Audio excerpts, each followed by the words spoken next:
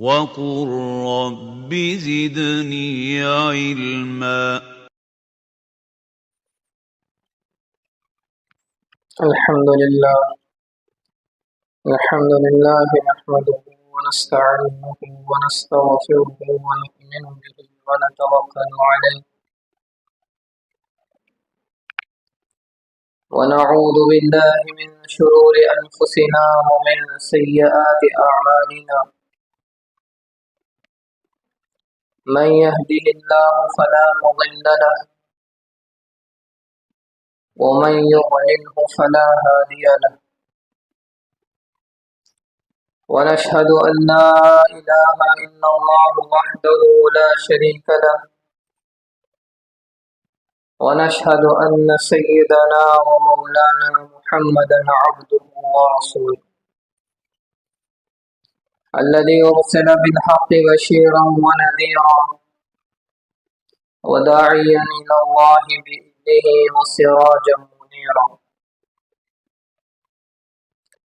قال الله تعالى في القرآن المجيد والفرقان الحميد: أعوذ بالله من الشيطان الرجيم. ومن يقتل مؤمنا متعمدا فجزاؤه جهنم خالدا فيها وغضب الله عليه ولعنه وأعد له عذابا عظيما. صدق الله العظيم. رب اشرح لي صدري ويسر لي أمري واحلل عقدة من لساني يفقهوا قولي. اللهم صل على سيدنا محمد وعلى آل سيدنا محمد وبارك وسلم. اللہ تبارک و تعالیٰ نے ساری انسانیت کے لیے بلکہ خاص طور پر ایمان والوں کے لیے، مسلمانوں کے لیے قتل و قتال، خون خرابے کو، خون ریزی کو حرام قرار دیا.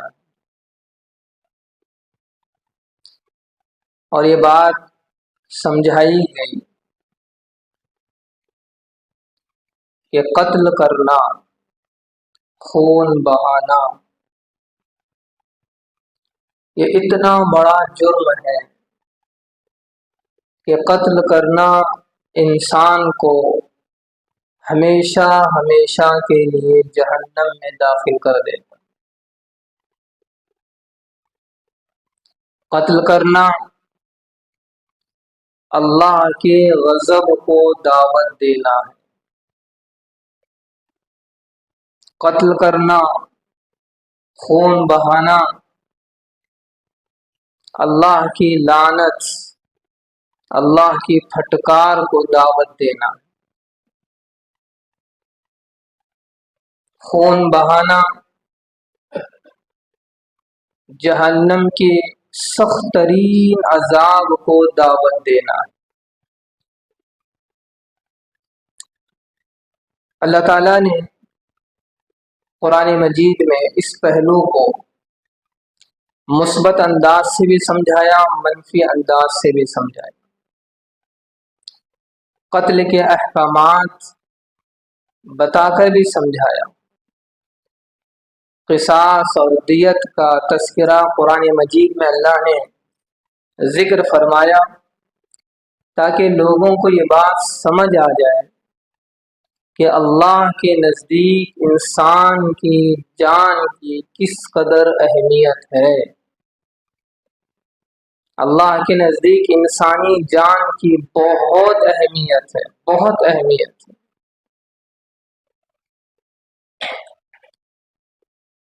ایک ماں کو اپنا بیٹا، اپنا بچہ کس قدر عزیز ہوتا ہے. اگر کوئی اس بچے کو گالی دے، کوئی مارے پیٹے تو ماں برداشت نہیں کر سکتی.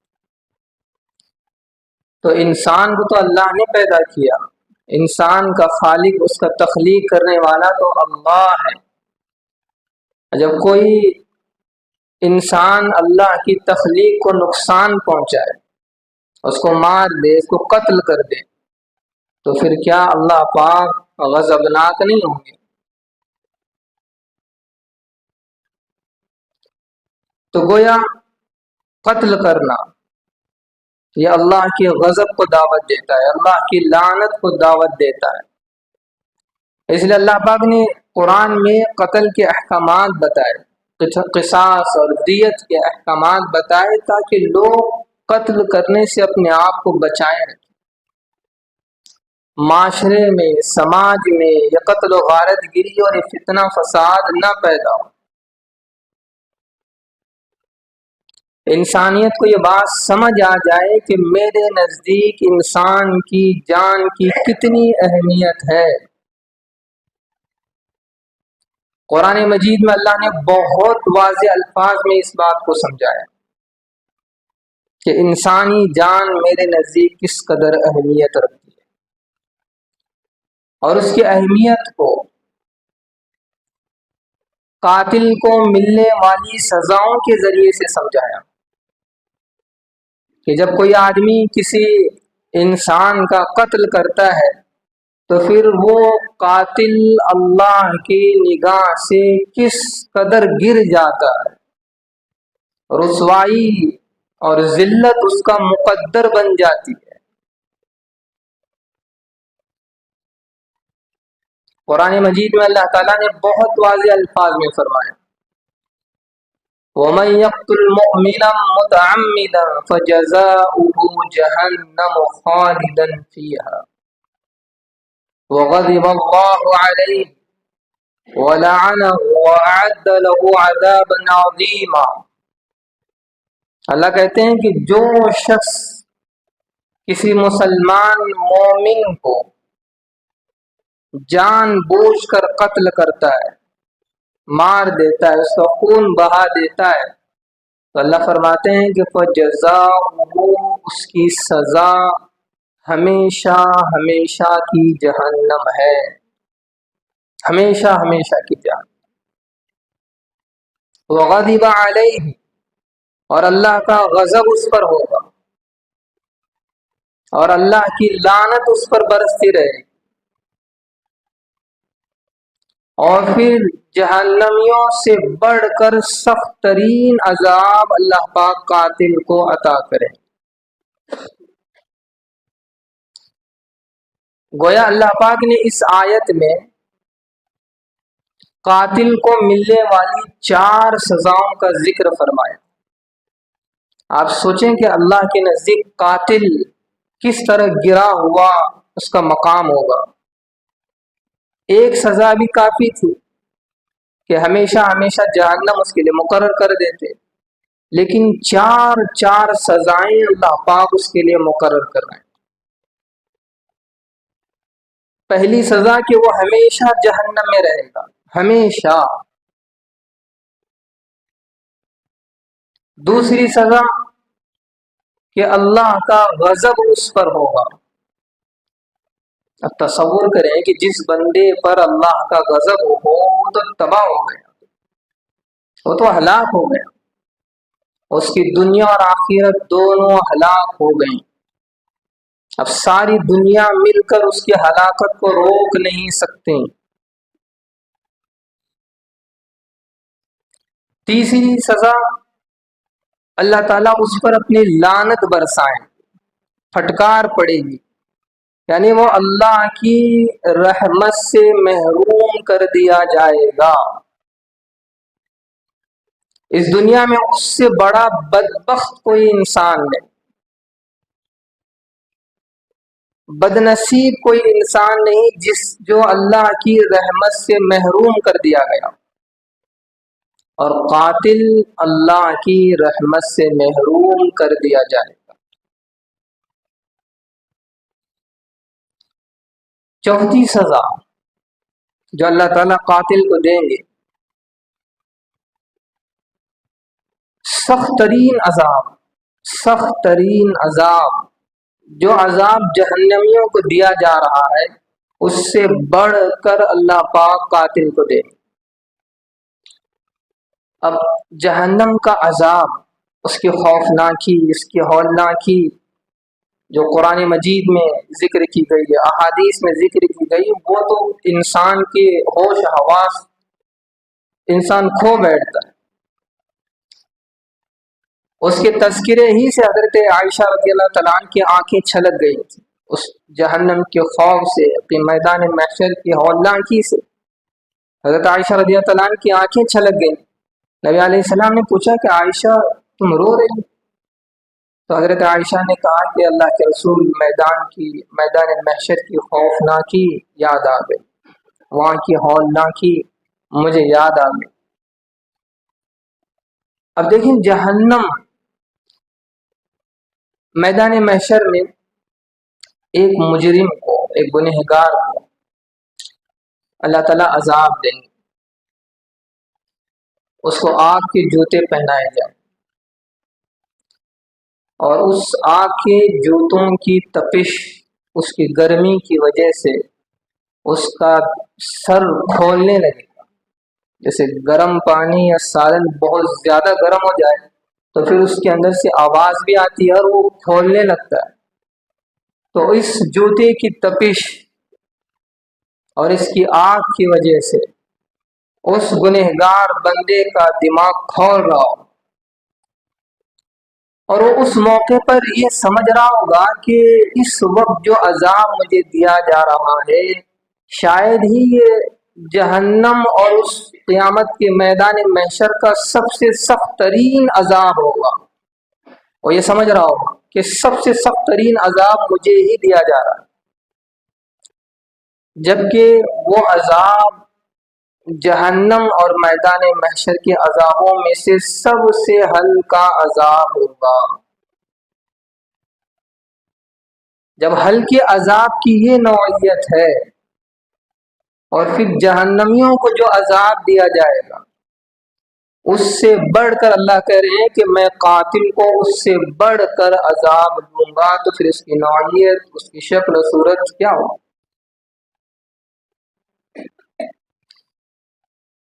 اب ایک یہاں سوال پیدا ہوتا ہے کہ یہ کہا گیا کہ قتل کرنے والا ہمیشہ ہمیشہ جہنم میں جائے گا، جبکہ ہم نے یہ سن رکھا ہے کہ اللہ تعالیٰ شرک کے علاوہ سارے گناہ معاف کر دیتا ہے۔ تو پھر قتل کرنے والا ہمیشہ ہمیشہ جہنم میں کیوں جائے گا؟ کیا اس کی بخشش نہیں ہوگی؟ دو وجوہات کی وجہ سے قتل کرنے والا ہمیشہ جہنم میں رہے گا۔ پہلی وجہ یہ کہ کوئی مومن کسی مومن کا قتل نہیں کر سکتا، یہ ہو ہی نہیں سکتا۔ اگر کوئی مسلمان کسی کا قتل کر رہا ہے، کسی مومن کا قتل کر رہا ہے، تو اس کا مطلب یہ ہے کہ اسے ایمان سے نفرت ہے، اسے ایمان سے کوئی محبت نہیں ہے۔ اور جب ایمان سے نفرت ہو، ایمان سے محبت نہ ہو، تو ظاہر سی بات ہے کہ وہ کفر ہے، اور پھر کفر کی سزا ہمیشہ کی جہنم ہے۔ ہاں اگر وہ ایمان سے تو محبت رکھتا ہے اور اس کے یہاں ایمان کی قدر و قیمت ہے، لیکن قتل کرنے کو حلال سمجھ رہا ہے، قتل کرنے کو جائز سمجھ رہا ہے۔ اب کسی حرام چیز کو حلال سمجھنا اور اس کو بغیر جھجک کے کر دینا، یہ بھی تو کفر ہے۔ کہ اللہ کی حرام کردہ چیز کو حلال سمجھ کر اس پر عمل کرنا، اس سے انسان کافر ہو جاتا ہے۔ تو ان دو وجوہات کی وجہ سے جو قاتل ہے وہ ہمیشہ ہمیشہ جہنم میں رہے گا۔ اب بتائیں کہ ہر آدمی کی یہ آرزو ہوتی ہے کہ وہ جنت میں جائے، دوزخ سے بچا رہے۔ ہر آدمی کی یہ تمنا ہوتی ہے کہ وہ اللہ کے غضب کا شکار نہ ہو، بلکہ وہ اللہ کی محبتوں کا مستحق ہو۔ ہر آدمی کی یہ خواہش ہوتی ہے کہ وہ اللہ کی لعنت کا، پھٹکار کا کہیں شکار نہ ہو جائے، بلکہ اللہ کی رحمت میں اس کا بھی حصہ آ جائے۔ وہ جہنم کی عذاب سے بچے، جنت کے عیش و عشرت اسے مل جائے، تو پھر اس شخص کو چاہیے کہ وہ قتل و غارت گری سے، خون ریزی سے، خون بہانے سے اپنے آپ کی حفاظت کرے۔ اللہ کے یہاں مومن کی جان کی بڑی اہمیت ہے، بہت بڑی اہمیت ہے۔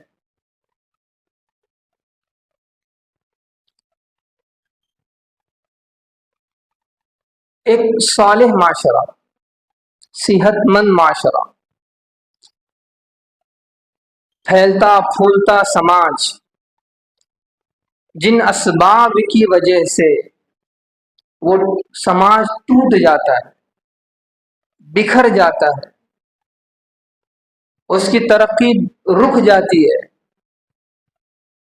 اور جس کی وجہ سے خاندان تباہ ہوتے ہیں، نسلیں برباد ہو جاتی ہیں، ان اسباب میں سے سب سے اہم اور سب سے بڑا سبب قتل و غارت گری ہے، خون ریزی ہے۔ قتل کرنا اور خون بہانا یہ سماج کو توڑ دیتا ہے، معاشرے کو ہلاکت کے گڑھے میں پھینک دیتا ہے۔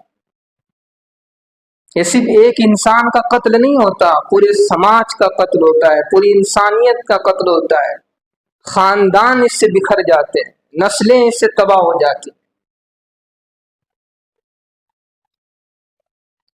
اسی وجہ سے اسلام اور شریعت نے اس جرم کو جرم عظیم کہا، گناہ کبیرہ اس کو کہا، اور پھر یہ پیغام سمجھایا ساری انسانیت کو کہ کسی ایک کا قتل، یہ ایک کا قتل نہیں ہے، ساری انسانیت کا قتل ہے۔ قرآن نے بہت واضح الفاظ میں اس کو سمجھایا، وَمَنْ قَتَلَ نَفْسًا بِغَيْرِ نَفْسٍ أَوْ فَسَادٍ فِي الْأَرْضِ فَكَأَنَّمَا قَتَلَ النَّاسَ جَمِيعًا۔ قتل کرنے والا اپنی ذہن میں یہ بات بٹھائے رکھے کہ وہ ایک انسان کا قتل نہیں کر رہا، بلکہ وہ ساری انسانیت کا قتل کر رہا ہے۔ کأنما قتل الناس جميعا، پوری انسانیت کو اس سے دکھ پہنچے گا، اس کا اثر پوری انسانیت پر پڑے گا۔ اللہ تعالیٰ نے ان آیتوں کے ذریعے سے انسان کی جان کی اہمیت سمجھائی کہ میرے بندوں، میرے نزدیک انسانی جان کی کس قدر اہمیت ہے، کہ اس جان کو نقصان پہنچانے والے کا وہ میرے نزدیک کس قدر گر جاتا ہے۔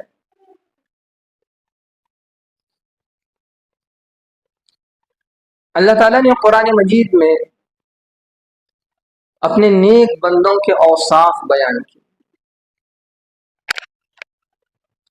ان اوصاف میں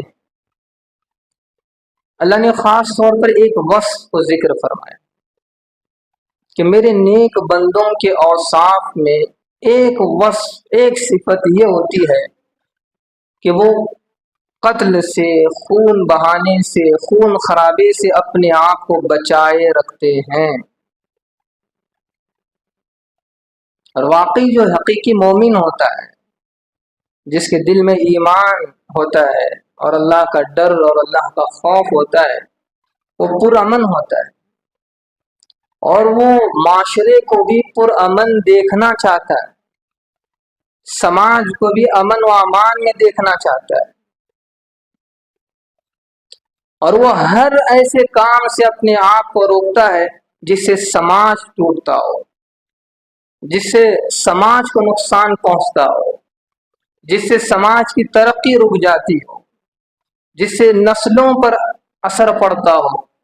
ایسے کام سے خود بھی رکتا ہے اور دوسروں کو روکنے کی فکر بھی کرتا ہے، اور یہ اللہ کے نیک بندوں کا وصف ہوتا ہے۔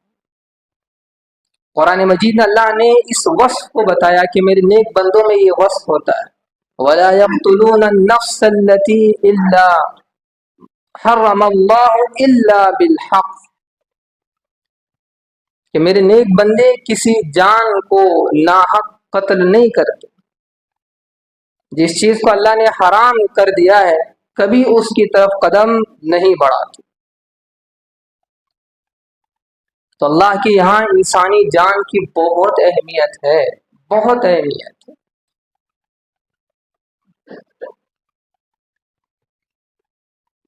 دیکھیں اللہ تعالیٰ معاشرے کو خوشحال دیکھنا چاہتے ہیں،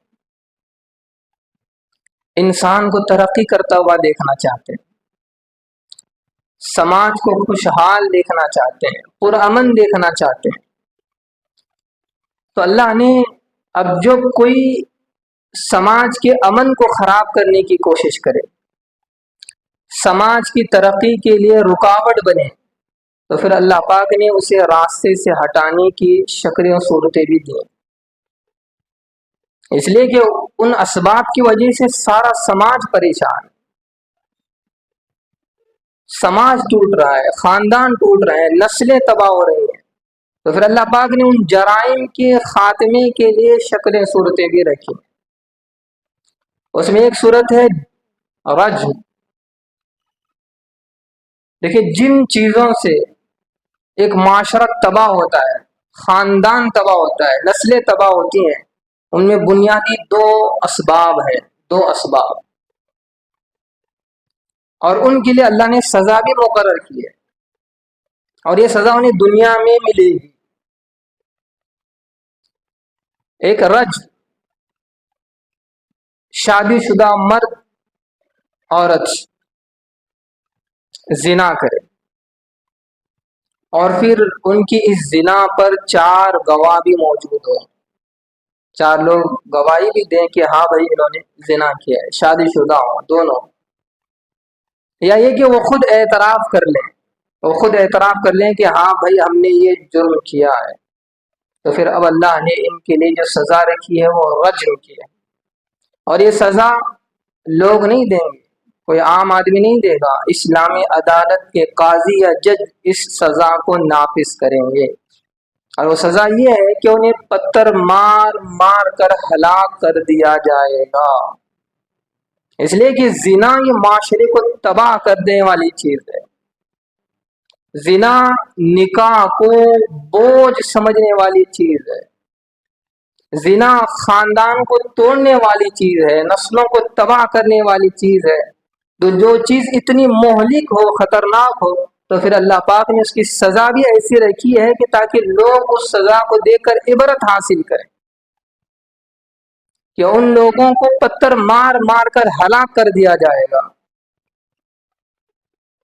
تاکہ لوگ اس سے عبرت لیں، کسی اور کے قدم اس طرف نہ چلیں۔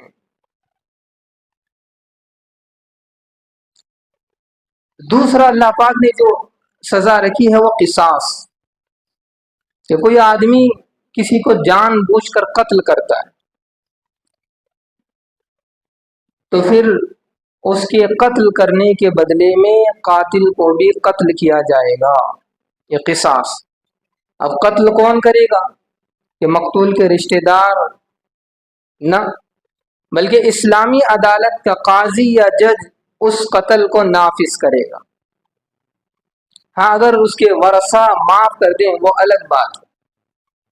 تو دیکھیں اللہ تعالیٰ معاشرے کو پرامن دیکھنا چاہتے ہیں، اور ان سزاؤں کے ذریعے سے اللہ نے انسانیت پہ یہ پیغام دیا کہ میرے نزدیک انسانی جان کی کتنی اہمیت ہے، ایک انسان کی جان میرے نزدیک کس قدر اہمیت رکھتی ہے۔ ایسا نہیں کہ جب چاہے کوئی کسی کا خون کر دے، کسی کا خون بہا دے۔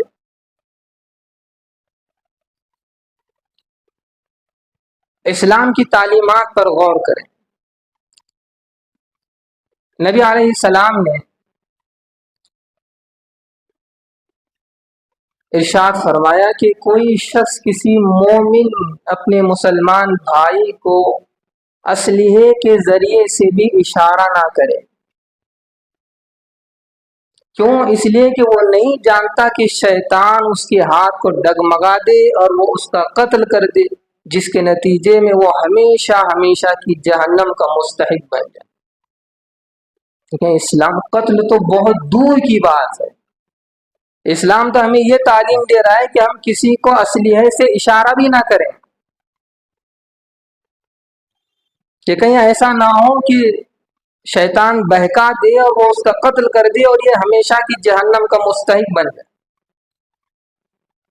اس لیے آداب یہ ہے کہ اگر کسی کو چاقو دینی ہے، کسی کو کینچی دینی ہے یا کوئی دھارے دار چیز دینی ہے تو اس کا طریقہ یہ ہے کہ چاقو کی مٹھی کو لینے والی کی طرف کیا جائے اور دھار جو اس کی دھار ہے وہ اپنی طرف کی جائے۔ یہ آداب ہیں، یہ آداب ہیں۔ دیکھیں اسلام جب اس قدر آداب سکھاتا ہو اور اس کے ماننے والوں کا حال یہ ہے کہ ہر چند دن کے بعد کسی کی موت کی خبر آتی ہے، کسی کے قتل کی خبر آتی ہے، جس اسلام نے ہمیں چاقو دینے کے آداب سکھائے، اس معاشرے کا حال یہ ہے کہ ہر چند دن کے بعد کسی کی خبر، کسی نوجوان کی، کسی باپ کی، کسی بیٹے کی۔ تو اللہ تعالیٰ ان آیتوں کے ذریعے سے، ان احادیث کے ذریعے سے یہ سمجھا رہے ہیں کہ میرے نزدیک انسانی جان کی کس قدر اہمیت ہے۔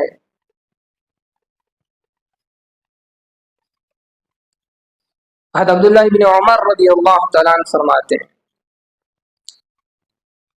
کہ میں نے رسول اللہ صلی اللہ علیہ وسلم کو دیکھا کہ آپ خانہ کعبہ کا طواف کر رہے ہیں،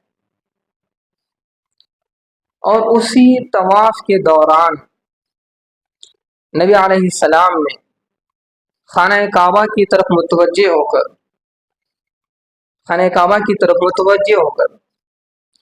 آپ خانہ کعبہ کو کہہ رہے ہیں کہ اے خانہ کعبہ تو کتنا اچھا ہے، اور تجھ سے مہکنے والی خوشبو کس قدر اچھی اور عمدہ ہے، اور تیری عظمت کس قدر بلند ہے، تیرا مقام کتنا اونچا ہے، اور تیری عزت اور حرمت کس قدر زیادہ ہے۔ اللہ کے رسول یہ خانہ کعبہ سے کہہ رہے ہیں کہ تیری عظمتوں کا کیا کہنا، تیری رفعتوں کا کیا کہنا، تجھ سے مہکنے والی خوشبو کا کیا کہنا، تیرے مقام و مرتبے کا اللہ کے یہاں جو ہے اس کا کیا کہنا، لیکن تیری تمام تر عظمتوں کے باوجود، تیری تمام تر رفعتوں کے باوجود، تیری تمام تر بلندیوں کے باوجود، اس ذات کی قسم جس کے قبضے قدرت میں محمد کی جان ہے، اللہ کے نزدیک ایک مومن کی جان، اس کا مال، اس کی عزت تیری رفعتوں، عظمتوں، بلندوں سے کہیں گنا زیادہ ہے۔ اس امت کو یہ پیغام دیا کہ اللہ کے نزدیک ایک مومن کی جان کس قدر اہمیت رکھتی ہے۔ گویا ایک مومن کو قتل کرنا خانہ کعبہ کو ڈھانے سے بھی زیادہ بڑا گناہ ہے۔ جس خانہ کعبہ کو دیکھنے کے لیے آنکھیں ترستی ہیں، ہر کوئی وہاں جانے کی تمنا رکھتا ہے، ہر کسی کی آخری خواہش ہوتی ہے، لیکن اسلام ہمیں کیا پیغام دے رہا ہے کہ اس خانہ کعبہ سے بڑھ کر اللہ کے نزدیک ایک انسان کی عظمت ہے، اس کی جان کی، اس کی مال کی، اس کی عزت۔ ہم اسلامی تعلیمات سے کس قدر دور ہو چکے ہیں، ہم اسلامی ہدایات سے اس قدر دور ہو چکے ہیں کہ ہمیں حقیقت میں اسلام سے کوئی تعلق نہیں رہا، نہ اسلامی تعلیمات کو سمجھنے کی کوئی فکر، نہ ان ہدایتوں پر عمل کرنے کی کوئی فکر، بس ایک نام مل چکا ہے، مسلمان ہیں، باپ داداؤں نے نام مسلمان رکھا ہے، مسلمان گھرانے میں بس پیدا ہوئے ہیں، یہی ہماری پہچان ہے مسلمانوں، ورنہ ہمیں حقیقت میں اسلام کی تعلیمات سے کوئی سروکار نہیں۔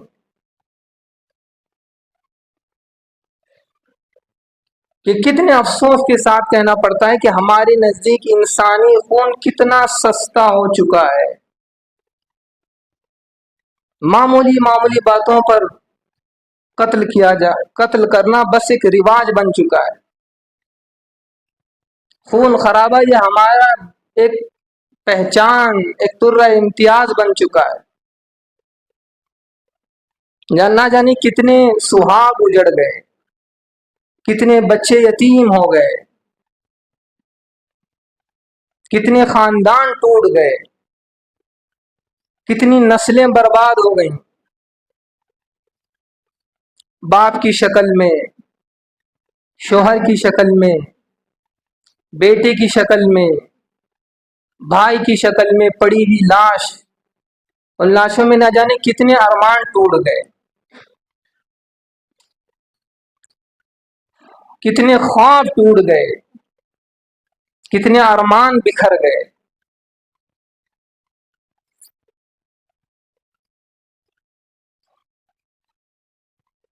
तो ये कत्ल गारतगिरी बहुत बड़ा जुर्म है, बहुत बड़ा जुर्म है।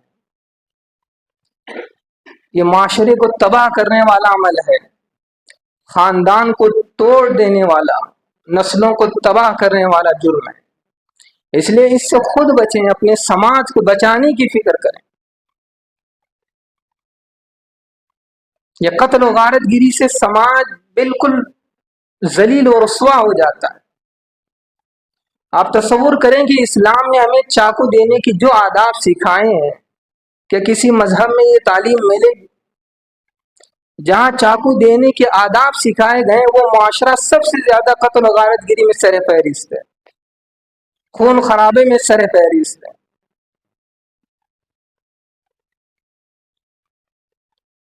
जिस इस्लाम ने हमें ये तालीम दी कि जब आप चाकू दें, कोई नोकदार चीज दें, तो लेने वाले की तरफ उसका इशारा ना हो।